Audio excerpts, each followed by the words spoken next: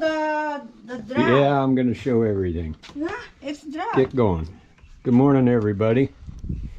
It's June 16th, 2026 here in Orland. It's about 9:30 in the morning. It's a Tuesday. We got a little construction project going on here, so we're kind of having to deal with that.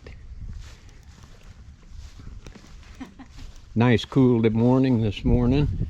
Oh yeah, it's cool.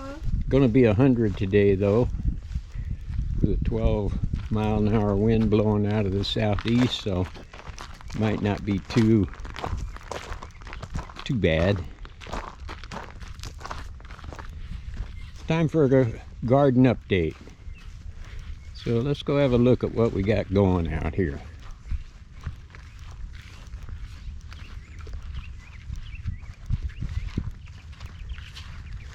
You come first.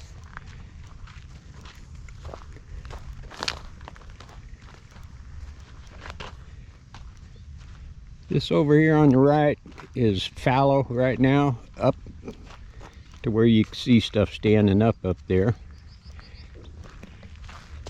Here on the left, we got green beans growing. And they're getting really close to pickable. This is a Filipino bean. Once they get a little fatter, we'll start picking these. My flowers.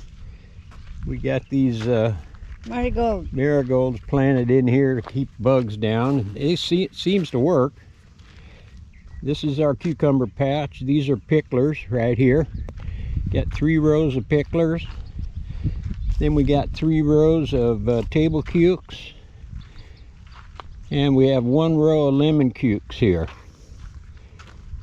And then we have a row of flowers.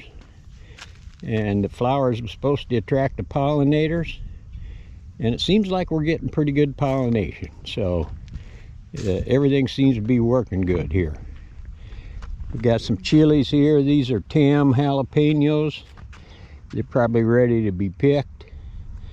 Then we move into our tomato patch. We got 4 rows of beefsteak tomatoes here. And there's a lot of fruit on these tomatoes. We're just waiting for them to start turning red. But I'll tell you, for a beefsteak, this doesn't grow a very big tomato, but there's a big, some big. But maybe they'll get a little bigger. I hope they do. But there's, oh man, we're gonna have tomatoes. Here we have another row of chilies. This, I believe, is Big Jim chili.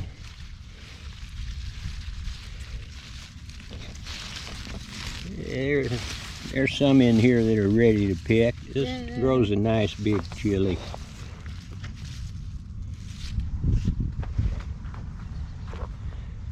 Then we got another variety of tomatoes here, 2 rows. This is Black. This is Cherokee black tomato, heirloom tomato. Really a meaty, juicy tomato. Here we have Hungarian wax chilies. Then we move into a couple of hybrid tomatoes we have. These are called Gurney Girl's Best Jumbo, I think. And this one's putting out some pretty nice big tomatoes. Look at this guy here. Nice, beautiful tomato. And there's a lot of these in here in these 2 rows. Then we have a row of Serrano chilies. These chilies are bouncing back from a windstorm. Wind blew all the flowers off these chilies originally. And they had to come from behind and put on new flowers, and they're just starting to put out fruit now. We have another variety of tomato here. This is Gurney Girl's Best, I think, or the monster. Gurney Girl's. I can't keep track of them all. Then we have another row of flowers here. don't really need to attract pollinators to the tomatoes, but it helps us break up the varieties of tomatoes so we can keep them separate when we take them up to the table, so we know what we're getting. This is Cherokee Black. Purple. Yeah. This is Cherokee Purple heirloom tomato. And I'll tell you, these Cherokee Blacks and Cherokee Purples From here, there's a make a big. delicious taste. Here's Here. here's one with sunburn.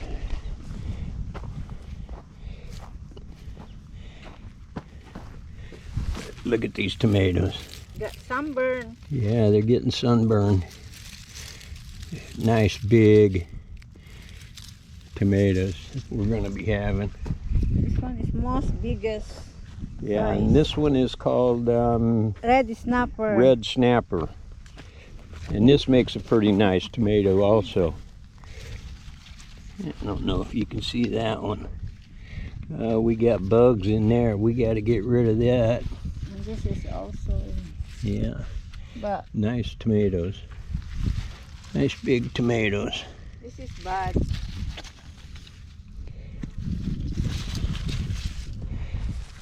There's some beauties in here. There's some spots at the bottom. They're just starting to turn red now. This brings us into our sweet corn. These 4 rows were planted Monday, I believe. No, Friday. And Oh, there's the sprouts. today is Tuesday. They should be coming out of the ground. Yeah, there's a sprout. Okay, they're coming, huh? This was planted a couple weeks ago, That's yes. and it's doing pretty good. Need to get in there and do a little weeding.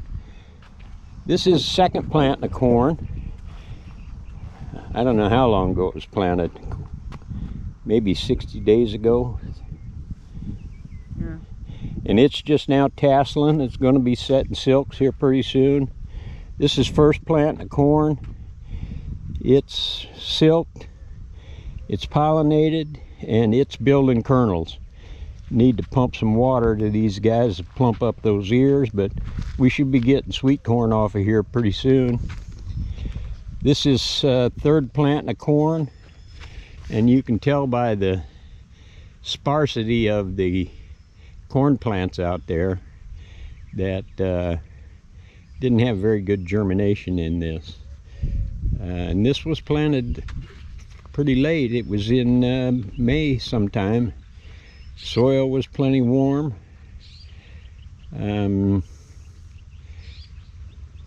We got the same kind of sprout on these first 3 plantings, and we went to another supplier for seed and planted those next 2, and we're getting close to 100% sprout over there. So I'm pleased with that. Here we got Armenian cucumbers. This is a patch of Armenians right here. I think there's maybe 3, 4 plants in here. I've never seen a cucumber that is so prolific as this thing. It binds out, spreads everywhere, and puts out a lot of cucumbers. And these cucumbers, you'll see one in the afternoon about this size, and in a few minutes it'll be about this size. They grow extremely fast. This is a watermelon patch right here. I think it is Sugar Baby. Small black, it's what we would call a personal melon. It's big enough for 1 or 2 people. Here we got bok choy. Got a row of beets that should be sprouting here anytime. And these 2 rows here are direct seeded lemon cucumber. I don't know what it is about lemon cucumbers, but our row down there, they'll put out for a while and they seem to die real quick. We don't understand why that happens, but I don't know if you can see it in here, but the sprout on this row of corn is phenomenal compared to all three of these other plantings. I'm guessing we got maybe 50-55% sprout on this corn from one supplier, and we're getting 100% sprout on the other corn. This is daikon radish right here. We're going to be pulling this row out and feeding it to the cows. This radish grows big as your arm, and that scares Americans off. They think that's a hot, hard, tough radish, but it's not really. It's mild, and it's pretty good radish. Here's the okra patch. Right down the center of the okra here, we have eggplant here in the front, and down on the other end we have California Wonder bell peppers. Put them in here to try to give the bell peppers a little shade, because I don't know if you can tell it, but when it's 105 here, these guys just get burned to a crisp. Got a row of new beets coming, none of them ready yet, but they should be bulbing up here pretty soon. We got 3 rows of squash here. We got yellow straight neck here, gray squash or gray zucchini here, and we have Black Beauty Italian zucchini right here. They put out pretty good. And of course we got the flowers planted to attract the pollinators and fend off the bugs. And we put a lot of flowers in with the brassicas because the bugs love cabbage. So we got something volunteering here. Pumpkin. Looks like pumpkin. So I've been trying to kill it, but Emmy won't let me. Full of grass. We have broccoli, cauliflower. We have a purple cauliflower in here that hasn't started to head up yet, and I don't know if it's going to or whether it's just going to be late. And here we have 2 or 3 varieties of cabbage. I really like the Dutch flat cabbage. It is good cabbage, and the heads will get huge if you leave them long enough. Got 2 rows of potatoes in this weed patch here, and they're starting to die off, so hopefully before long we'll have some more potatoes. From here on, this is what's left of the winter garden. It's pretty much done and is just laying here doing nothing. Over here we got cantaloupes. And as you can see, the cantaloupes are on. They just need to ripen up. But this is a really sweet cantaloupe. It's called Hale's Best Jumbo, and people just love this cantaloupe. And we can pick them when they're ripe and sweet. All you need to do is take them home and chill them, and you can eat them. Unlike the grocery store, they get picked green. Underneath of these piles of straw, we have Sugar Baby watermelons. Emmy thinks they're getting sunburned, so. This is my crimson. This is Crimson Sweet watermelon. Yeah. This grows a picnic-sized melon, big enough to feed a whole family of 10. And as you can see, there are melons all over this patch, and they're not ready yet either, but they're coming along.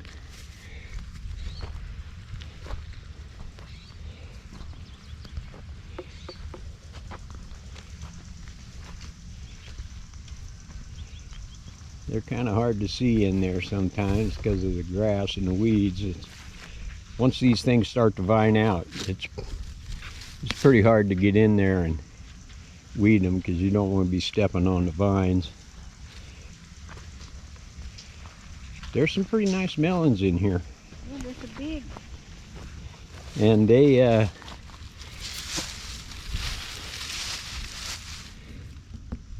these melons get big, 25 pounds. Oh, here. Look at this. Come here, honey.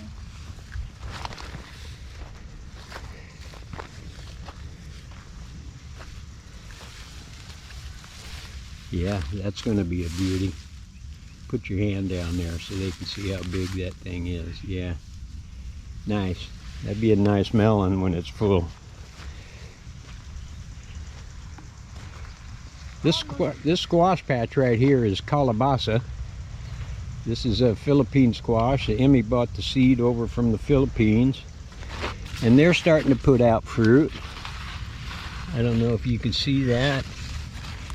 That's a nice sized squash. She says that these plants will start to brown down, and these green squash will turn brown, and then they'll be ready. Up here we got 2 rows of patty pan squash. Patty pan is my favorite squash. I really like it mixed with cream corn. It's really, really good. But this Calabasa squash,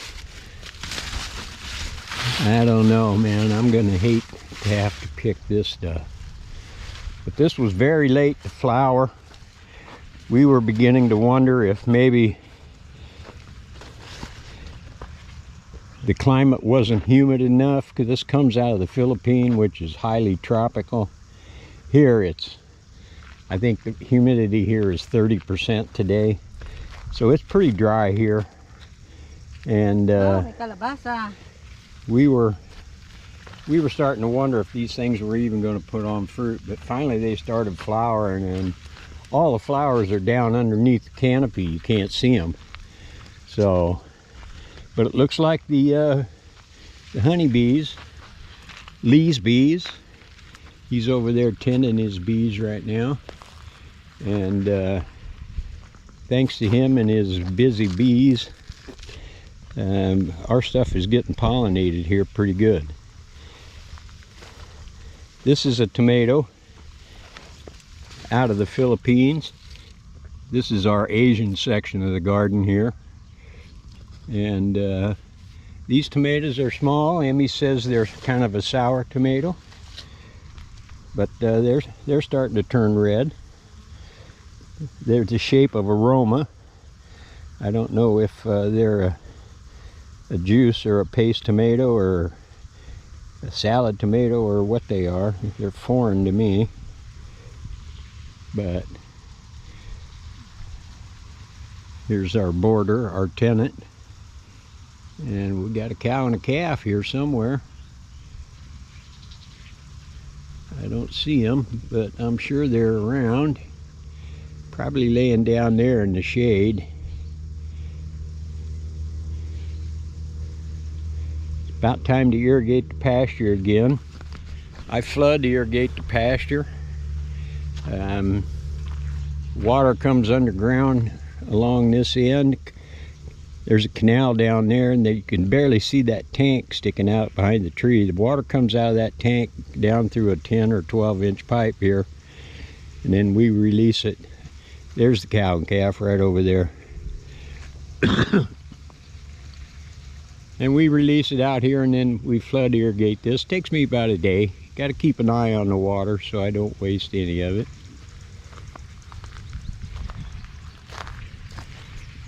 Up here, over here at this barrel, I mix up fertilizer in that barrel, and I use Miracle Grow. It's a 24-8-16, which is a 3-1-2, which is what the ratio that plants seem to use and profit best from. And so we pipe, I hook up a little sump pump I got from Harbor Freight and push it into the system, and then use the irrigation system here to force it out down through the drip tapes. I usually mix up 100 gallons of it at a whack, and if we put the water on all of this at once, each plant here just gets a sip. They don't get much, but it must be working. It's an experiment. This is all cantaloupe here. This end up here where you see the big fruits, those were started in the greenhouse and set out in late March. And then we direct seeded some at the same time that we set the plants out. So these are maybe 5 or 6 weeks behind those. And then a couple of weeks later, we direct seeded some more from about here on down to there. So our cantaloupe patch is more than twice as much as we planted last year, but we can sell these cantaloupes all day long. Once people started eating them, they just took off. People are coming buying produce now and asking me when's the cantaloupe going to be ready, and when's the corn going to be ready. This corn is Avalon triple sweet white corn, and it is really good. Look at how poorly that looks over there. I'm just sick over that sweet corn. But that's a garden update for June 16th, 2026. Everybody have a good day. This is Farmer Glenn and my beautiful wife Emmy. Over and out.